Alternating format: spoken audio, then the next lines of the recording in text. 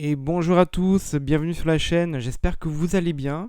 Alors aujourd'hui, donc une vidéo qui me tient à cœur, vous allez me dire comme beaucoup, mais bon, là c'est quand même particulier, ça touche à Saint Seiya. Saint Seiya, c'est mon manga, mon animé préféré, voilà, que j'ai regardé quand j'étais petit, donc ça c'est vraiment, ça reste mon manga de cœur. Il y en a plein d'autres que j'aime beaucoup, qui sont aussi des mangas de cœur, mais celui-là, voilà, c'est le top one, c'est l'indétrônable. Et donc c'est un manga qui a l'intérêt d'avoir évidemment le manga, le dessin animé, mais aussi d'avoir des figurines de collection et surtout les plus récentes de très grande qualité et très fidèles à l'animé. Alors vous allez me dire oui, mais Dragon Ball ou Fairy Tail, voilà, ils ont des figurines aussi. Bien sûr, tout à fait. Mais Saint Seiya, l'intérêt aussi des figurines, c'est que les personnages portent des armures, donc des mid-cloths, et ce sont des armures qui sont détachables, du coup. Donc on peut avoir le personnage sans armure, lui mettre l'armure, ou du coup même on peut mettre l'armure de façon à recomposer son totem. Donc pour Seiya, par exemple, on peut recomposer le Pégase. On peut modeler un Pégase, assembler les pièces d'armure pour former un Pégase. Euh, donc c'est très très stylé. Alors du coup, là je vous parle aujourd'hui d'une sortie très proche, parce que c'est donc Seiya version 3, donc c'est la troisième armure qu'il porte dans l'anime, et plus précisément c'est une version qu'il porte dans l'anime Hades, donc voilà, dans la saga Hades, et elle sort ce mois-ci. Donc bon, il y a des revendeurs qui l'ont déjà reçu, d'autres qui vont la recevoir. Donc dans tous les cas, voilà, vous pouvez commencer à regarder. Et si votre revendeur préféré ne l'a pas encore, je pense que ça ne va pas tarder. Alors bon, juste pour info, pour rappel, alors Seiya, donc Sei, ça veut dire étoilé, et Ya flèche. Donc en fait, son prénom, ça veut dire flèche étoilée. Bon, c'est le disciple de Marine, il s'est entraîné en Grèce, il est né un 1er décembre et il a 13 ans. Et évidemment, c'est un chevalier de bronze qui se bat dans le camp d'Athéna et qui la protège depuis quasiment le début de la saga. Donc il protège Athéna, qui est la déesse de la guerre. Il la protège contre différents chevaliers, contre différents dieux. Donc évidemment, Seiya, vu le nom du manga, ça paraît logique, c'est vraiment le héros principal du manga et de l'anime. Donc comme je vous l'ai dit, c'est un chevalier de bronze, donc le chevalier de bronze de Pégase.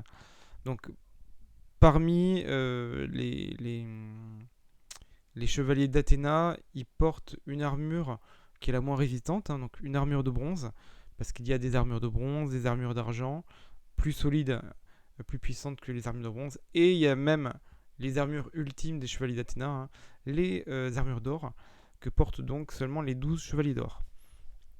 Donc, comme je vous l'ai dit, donc là, la sortie du mois de juillet, donc c'est la troisième version de l'armure de Pégase, qu'on voit dans l'anime. Donc on l'appelle communément V3, donc version 3. Donc comme je vous l'ai dit, on peut la voir dans la saga contre Hades. Et en fait, il y avait déjà eu une Miklos, parce que les Miklos, ça fait presque 20 ans que ça existe, ça fait depuis 2003. Et encore avant, il y avait des armures qu'on appelle des vintage, mais qui étaient vraiment beaucoup moins fidèles, surtout les têtes des personnages, etc. Donc là, voilà, maintenant on a des Miklos depuis 2003 de plus en plus fidèles. Bon, évidemment, celles de 2003 sont pas aussi fidèles que celles de maintenant ou d'il y a quelques années. Euh, Parce que plus ça va, plus les visages sont travaillés avec des expressions, plus il y a de visages aussi différents qu'on peut interchanger. Donc ça, c'est vraiment intéressant. Et aussi, les armures sont de plus en plus fidèles. On dirait vraiment les armures décalquées de l'anime. Oui, donc ce que je voulais vous dire, c'est qu'il y a déjà une première version de cette armure V3 de Pégase qui a été sortie, mais il y a 16 ans, donc en 2005. Et évidemment, là, la dernière mouture qui sort ce mois-ci, elle est quand même beaucoup plus fidèle. Et évidemment, c'est quand même plus intéressant d'avoir celle-ci. Donc pour un prix qui tourne autour de 95 € à peu près. Et juste pour info, quand même, malgré tout, je vous montre des images du coup de la première version de la V3 de Seiya, qui était sortie en 2005. Comme ça, vous pouvez voir vraiment le gap qu'il y a eu en 16 ans, on voit du coup les progrès sur les figurines. Et la box donc, va comprendre le personnage, son armure, donc le totem, hein, pour représenter donc Pégase le cheval ailé, plusieurs visages avec des expressions vraiment détaillées, hein, et qui sont ultra fidèles à l'anime. Et en bonus, on a l'armure d'Athéna en version, alors en petite version, en mini, hein, et c'est donc voilà l'armure que Seiya doit apporter à Athéna aux enfers pour la protéger contre son combat à venir contre Hadès. Donc franchement, moi de ce que je vois, parce que là les images que je vous ai présentées, que je vous ai mis là sur la vidéo, c'est des images officielles, hein. Donc on voit vraiment les détails. L'armure de Seiya, elle est vraiment magnifique, hein. Il n'y a rien à dire. Les expressions vraiment fidèles aussi. J'ai hâte de voir en vrai, hein, ce que ça donne. Et surtout, moi, c'est surtout ça qui m'inquiète toujours un petit peu avec les Miklos, hein. Voir si les pièces d'armure tiennent bien, si on veut faire des pauses, si ça tient bien. Voilà, si le personnage tient bien et si les pièces d'armure tiennent bien. C'est surtout ça au niveau de l'ergonomie, la praticité, hein, moi qui m'inquiète toujours un petit peu. Parce que maintenant, franchement, depuis quelques années, euh, en termes de fidélité, enfin, il y a quand même rarement des choses on va dire, majeures à reprocher aux armures, hein. Euh, Par exemple, Siegfried, qui était sorti en première version il y a une dizaine d'années aussi, voilà, elle est quand même beaucoup moins fidèle que la dernière version qui est sortie il y a 2 ans à peu près, hein. Donc voilà, c'est quand même de plus en plus travaillé, de plus en plus fidèle. Donc ça, par rapport à ça, bon, on peut pas se plaindre.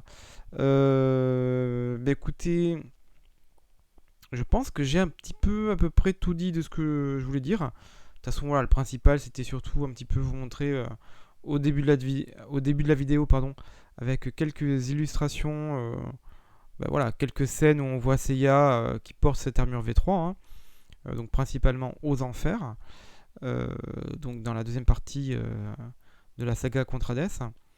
Euh, donc voilà, on le voit contre différents adversaires, différents spectres, hein, qui rencontrent dans les enfers. Voilà, il se bat contre Charon, Pharaon, Valentine, par exemple. Et aussi vous montrer du coup les images officielles de l'armure V3, hein, qui va être du coup dispo dans quelques jours pour les boutiques qui l'ont pas encore reçu ou qui est déjà dispo là tout récemment chez d'autres revendeurs. Mais écoutez, de toute façon, moi je ferai d'autres vidéos Saint Seiya de manière générale, parce que j'ai pas mal d'idées et d'envie d'ailleurs, et d'autres vidéos sur des Miklos, parce que c'est intéressant et je suis assez fan de Miklos. Je les ai pas toutes, hein, j'en ai quelques-unes, mais voilà. Mais c'est quand même des beaux objets et voilà, ça nous replonge en enfance. Donc c'est quand même assez cool et c'est de beaux objets à collectionner et très fidèles à l'anime. Donc c'est toujours un plaisir quand même d'avoir une Miklos de qualité. Bah, écoutez, merci d'avoir suivi cette vidéo.